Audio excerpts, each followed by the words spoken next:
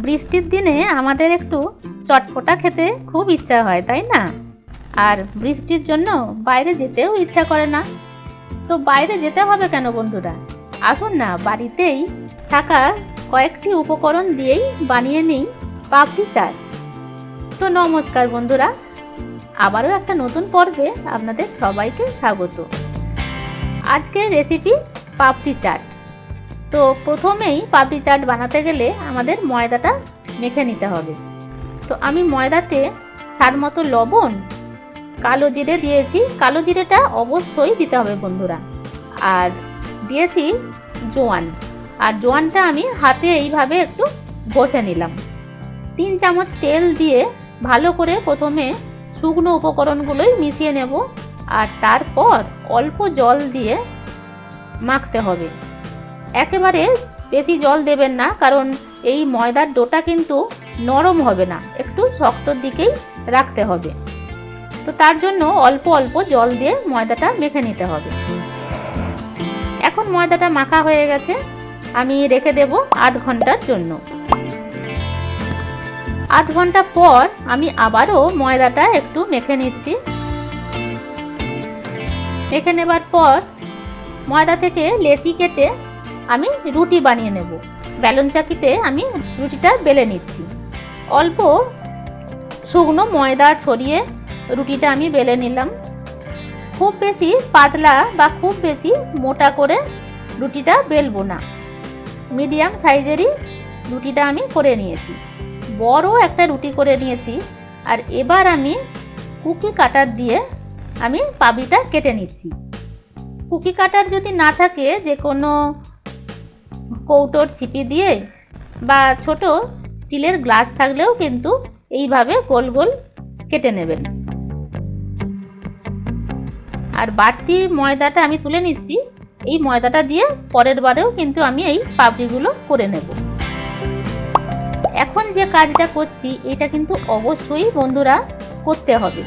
কাঁটা চামচ দিয়ে এই প্রত্যেকটা পাপড়িগুলোর মধ্যে আমি ফুটো করে নিচ্ছি। আর ফুটোটা কিন্তু খুব ভালো করে করে নিতে হবে, মানে এক পাশ থেকে অন্য পাশে যেন ফুটোটা হয়ে যায়, মানে নিচে পর্যন্ত যেন ফুটোটা হয়ে যায়, সেই মতো ভালো করে ফুটোটা করে নিতে হবে। এই ফুটোটা করে নিলে ভাজার পর কিন্তু লুচির মতো আর ফুলে যাবে না, যেমনটা পাপড়ি হয়ে থাকে। তো এখন আমি এই পাপড়িগুলো ভেজে নেব, মানে এখনো তো পাপড়ি হয়নি, ভাজার পর পাপড়িটা হবে। তো এই লুচিগুলো আমি ভেজে নেব। তার জন্য তেলটা কিন্তু খুব গরম আমি করিনি, হালকা করে গরম করে নিয়েছি। যদি খুব গরম তেলে এই পাপড়িগুলো ভাজা যায় তবে তাড়াতাড়ি পাপড়ির মধ্যে কালারটা চলে আসবে, তাতে কিন্তু ভেতরটা ভালো করে ভাজা হবে না বা খাস্তাও হবে না। তার জন্য তেলটা হালকা গরম রেখে পাপড়িগুলো ভেজে নিতে হবে। উল্টে পাল্টে পাপড়িটা ভেজে নিতে হবে যাতে সব দিকটাই ভাজা হয়ে যায়। এইভাবে সমস্ত পাপড়িগুলোই আমি ভেজে নিয়েছি। এই দেখুন, একটাও কিন্তু ফুলে একদম লুচির মতো ফুলে যায়নি। তো পাপড়িগুলো ভাজার পর কোনো টিস্যু পেপারে রেখে দেব না, সরাসরি এই রকম একটা ঝুড়িতে রেখে দেব, যাতে সব দিক থেকেই হাওয়াটা লাগে। টিস্যু পেপারে রাখলে কিন্তু তাড়াতাড়ি এই পাপড়িগুলো নরম হয়ে যাবে। আর ঠান্ডা হয়ে গেলে তখন আমি কৌটোতে ভরে রেখে দেব। এইভাবে কৌটোতে ভরে রাখলে প্রায় 15 দিন পর্যন্ত একই রকম খাস্তা থেকে যায়। একদিন বেশি করে বানিয়ে রেখে দেবেন। 15 দিন বাদেও যদি বাড়িতে কেউ আসে, তাকে কিন্তু ইজিভাবেই পাপড়ি চাট বানিয়ে দিতে পারেন। তো বাদ বাকি পাপড়িগুলো আমি ভেজে নিয়েছি। এবার আমি পাপড়ি চাটটা সাজাবো। তার জন্য আমি দই নিয়ে নিয়েছি বাটিতে, আর দইয়ের মধ্যে 1 চামচ চিনি দিয়েছি। এটা টক দই, হালকা করে চিনি দিলাম, আর সাথে স্বাদ মতো লবণ। এটা আমি সাইডে রেখে দিলাম। আমরা যখন মেলাতে যাই তখন কিন্তু এইভাবে কাগজের প্লেটেই পাপড়িগুলো সার্ভ করে, তাই আমি আজ কাগজের প্লেট নিয়ে নিয়েছি, আর কাগজের প্লেটে পাপড়িগুলো সাজিয়ে দিলাম। সেদ্ধ আলু আমি কেটে নিয়েছি পাতলা করে। প্রথমে সেদ্ধ আলুটা আমি সাজিয়ে দিলাম পাপড়ির ওপরে। এইভাবে বাড়িতে যদি বানিয়ে আমরা পরিবেশন করি তাহলে কিন্তু স্বাস্থ্যের দিকটাও খেয়াল রাখা যাবে। তো আলুগুলো সাজানো হয়ে গেছে, ফ্যাটানো দইটা আমি দিয়ে দিলাম, আর ফ্যাটানো দইয়ের ওপরে দিয়েছি চিলি ফ্লেক্স আর ভাজা জিরে গুঁড়ো। তেঁতুলের চাটনিটা আমার কড়াই থাকে, তার জন্য এখন আর দেখালাম না। তেঁতুলের চাটনিও একটু দিতেই হবে। তেঁতুলের চাটনি যদি না থাকে বন্ধুরা, তাহলে কিন্তু টমেটো সস দিয়েও এটা সাজিয়ে নিতে পারেন। কাঁচা পেঁয়াজ দিয়েছি আর দিয়ে দিলাম কুচানো কাঁচা লঙ্কা।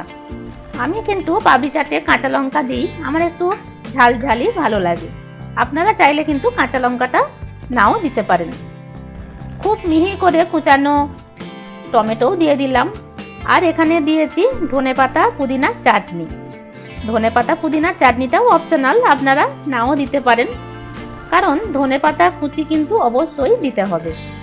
আর সবার ওপরে ঝুরি ভাজা দিয়েছি, 2-4টে পাপড়ি ভেঙেও আমি দিয়ে দিলাম। এই সাজানোটা কিন্তু যে যার ইচ্ছে মতো সাজাতে পারেন। যদি ফ্রিজে একটু বেদানা থাকে তো বেদানার দানাগুলো অবশ্যই দিয়ে দেবেন, এটা কিন্তু ভুলে যাবেন না। আর ওপর থেকে বিট লবণ আর ভাজা জিরে গুঁড়ো ছড়িয়ে দিলাম। তাহলে বন্ধুরা দেখলেন তো কত চটপট পাপড়ি চাট বানানো হয়ে গেল। কি জিভে জল এসে গেল তো? তাহলে আজই বানিয়ে নিন না পাপড়ি চাট, কোনো তো অসুবিধা নেই, বাড়িতেই তো সব উপকরণগুলোই রয়েছে, তাই না? আর যদি বানিয়ে থাকেন তো আমাকে কমেন্ট করে অবশ্যই জানাবেন। রেসিপি ভালো লাগলে একটা লাইক আর শেয়ার করে দেবেন আপনার বন্ধু বা আত্মীয়দের সাথে। আর চ্যানেলে যদি নতুন বন্ধু হন তাহলে এখনই সাবস্ক্রাইবটা করে দিন, পাশে থাকা বেল বাটনটাও প্রেস করে দেবেন, যাতে আমি এই রকম চটপটা রেসিপি যখনই শেয়ার করব তখনই তা আপনার কাছে নোটিফিকেশান পৌঁছে যাবে। আজ এ পর্যন্তই। আপনারা ভালো থাকবেন, সুস্থ থাকবেন। ধন্যবাদ।